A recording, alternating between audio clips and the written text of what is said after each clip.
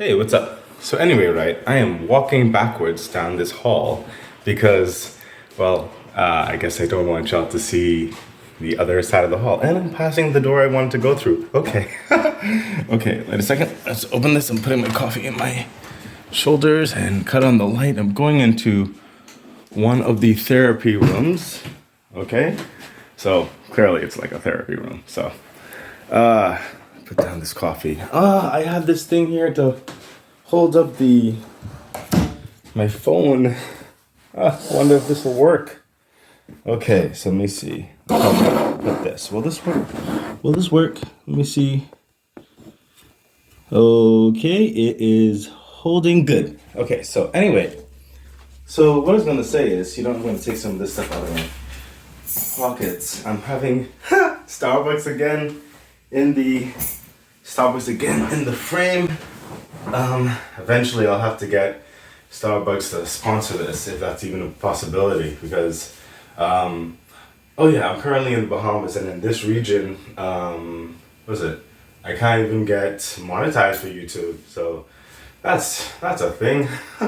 And that reminds me. So remember to please like, share, subscribe to the channel, hit the bell icon, and to further support the channel, become a Patreon member at patreon.com/Naveen Ferguson. The link is in the description box below. And of course, I'm also offering personal readings at this time.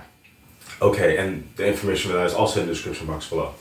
So, what I want to talk about today is that I had a colleague, ask me literally just yesterday. They said, Naveen, how do you handle the stress of work and after work, and it's like plaguing your mind and stuff like that about your clients and all the kind of stuff like that there. And they sometimes worry, and I get that, you have to learn how to empathize and everything. And I told them, I said, I don't. I really don't. I don't anymore. I currently work in in the field of psychology, and I've been working in the field of psychology for a little over 10 years. So I've been a teen counselor, teen co-counselor, men's alcoholic co-counselor, and family dynamics counselor, and varying counseling groups. I've been a guidance counselor for 4 years, and a lot of different types of counseling. You know how it is. And I'm currently, what am I? Oh, I'm currently a psychology technician. So, dealing with more of the statistical analysis section of psychology at the moment. But I am trying to eventually branch out into, I'm working on it, branching into other dynamics in my life.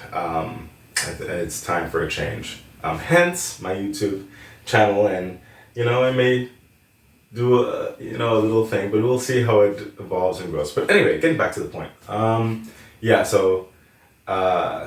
this colleague is a bit new in the field, so they wanted to know how I handle all the stress and everything. And I told them that I don't, because I don't take work home with me. I know in some cases you can't help it. You have to take work home with you. That's in some professions, but generally speaking, in certain general professions, even in psychology and certain niche understandings, sometimes you have to take it home with you. But generally speaking, you have to learn to separate the two. So I gave them some advice, and I thought it was interesting advice. So I'm going to share 3 tips with you who may be stressing about separating your work life from your personal life, the do-to-dos, the stuff like that. So I know we're all a bit different, but maybe these 3 tips will help, and you may gravitate to one of them that will assist your progress as you learn to separate your work life from your personal life, to mitigate stress in your life. That's almost rhyming. So, tip number 1, when you leave work and stuff like that, and sometimes if your work does come on your mind, tip number 1 is to consciously acknowledge it. consciously train your mind to acknowledge, okay, this is coming up in my mind. Have a conversation with yourself. Is this the proper time for that? No, it is not. So I'm acknowledging that it is in my mind, but I can't do anything about it right now. You have to rationalize with yourself. You have to tell yourself these things. I can't do anything about it right now. That'll have to wait until tomorrow, or whatever the case may be. And then you go about your day. Even though the thought may still be in your mind, you've put it out there in your subconscious and your conscious mind that you've acknowledged it. It is what it is. You can't do anything about it right now, nor should you do anything about it right now, because that's work. And I'm not in work right now. So that's one way. When you practice that, just as all the next two tips, when you practice that, you'll start training your mind to reciprocate that understanding, so that eventually when the thoughts come up, they get less and less. They may even get less. They may even get less with clarity in its sense, whereby only tidbits of work may come to your mind instead of a whole critical dynamic of it. So tip number two, and this is, these tips, they can relate in general. So, take the vibe as it relates to you. Some people can be very critically thinking in that regard, Some with like intellectual mindset. Some people are emotional mindset, and everything in between. So tip number two is, when work comes up in your mind, your subconscious brings it up, ignore it. Literally, it's in your mind with other things, and just ignore it and keep going about your day. Okay? So that's for some people who can do that, whereby once you continue to ignore that, in the working general sense, it will also eventually dissipate. Okay? In time. This is training your mind, training your whole being, okay, to separate parts of your life, to compartmentalize. Okay? Just ignore it and continue going about your day. So in this tip number two, if this works for you, you don't need to acknowledge it. Just ignore it and continue moving on, And tip number three, and this is one of my personal ones that I found works really good for me too.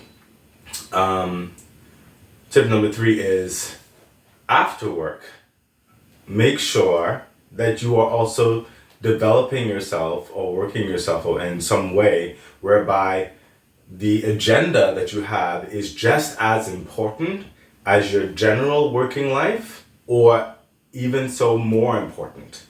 And your concentration is then facilitated or reserved for that. And your mindset, your subconscious and stuff like that will get the point. So what do I mean by that? So for example, after work, your focus is gym because you're trying to get in shape.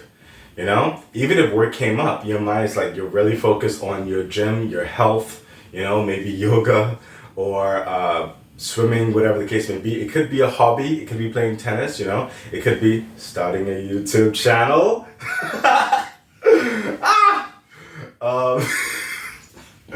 It could be writing a book. It could be even like for another thing with me, I have a show that I watch, a couple of shows, different seasons come out, and it's like, when work finishes, like if it's like an off day for me, it's like a relaxed day. I'll go home. I can't wait to watch this show. It's taking up my mind, or maybe cooking, whatever the case may be for you. Because then, even if work comes up in your mind, there are these other more important things, maybe building your own business or your brand or something like that, is taking root and letting your subconscious know, hey, you can bring that up all you want, but his focus is going to be here at this time. It is no longer the general work sense. He is now, it's after work, and this is what it is. And that has become so strong in me, personally speaking, that I tell you no lie, even when I leave work, I basically instantly forget everything about work. I had a couple times when the office called me about a file or a client or something like that, and I had, unless it was like maybe something super important, I'd probably come in or something like that, but hasn't been that case like that. At least here, this new side profession, not side profession, new part of psychology that I'm in. I've been in the statistical analysis field of psychology in this regard for about almost 2 years now. So I've I've already shared some things with you. And that's just in the psychology field. I've worked in different other understandings, but anyway, yeah. So they called me. I was like, I don't remember that client. I don't even know the name. Okay, I just don't.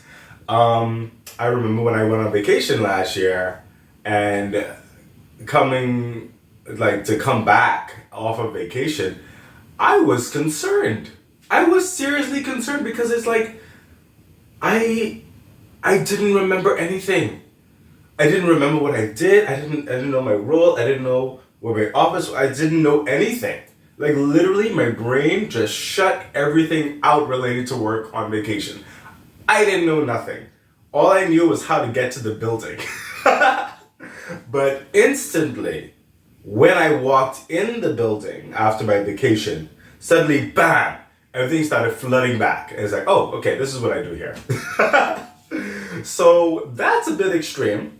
But at the same time, all those tips, they are, when you do it in consistent practice, especially, or as close to consistent as reasonably possible, it's a development over time. Like I said, I've been in the field of psychology for over 10 years, okay?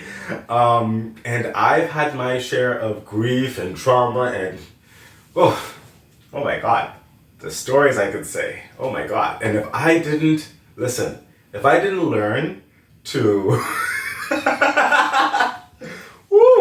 if I didn't learn to compartmentalize and separate myself, I'd be a nervous wreck. I would be, because my heart is like, I have heart. It's like, I care, but I have to also learn to care for my own health, my own sanity, and my own private life. And I can't be taking certain extremes in the psychological field and still have that in my own personal world. I'll never get any rest. I will, you know what I mean? It's not healthy. So, yeah, that was basically the tips and the to-dos. And yeah, or some people say the tea. I don't know if I'm using that in the right context. Spilling the tea? Is that talking about, you know what? I'm still learning these lingos. But, yeah, and especially with the hobby thing, it's like I'm trying to expand in just a couple, such as my YouTube page. I really want to build that. I would like this to turn into a thing, another mainstream of a life path, a life journey, and eventually maybe even branch out and leaving the traditional sense of psychology and going into more of the tarot card and advisory and however that forms. I'm still, navigating. And then I have a couple other things on the side, such as gonna look into dabbling into modeling and stuff like that, and which I think some of you already saw some glimpse. Just trying to work hard. So yeah, but I really do hope that this encourages you and gives you some framework to assist you in any stressors that you may be going through in your job, and trying not to take this to work home with you, okay? Because it is healthy to separate the two within reason, okay? So I really do hope those tips helped. And yeah, I wish you all the best. Please remember to like, share, subscribe to the channel, hit the bell icon, and feel free to further support the channel by becoming a Patreon member at patreon.com/Naveen Ferguson. And remember, I am offering personal tarot card readings, and the information for that is also in the description box below. Okay, I wish you all the best.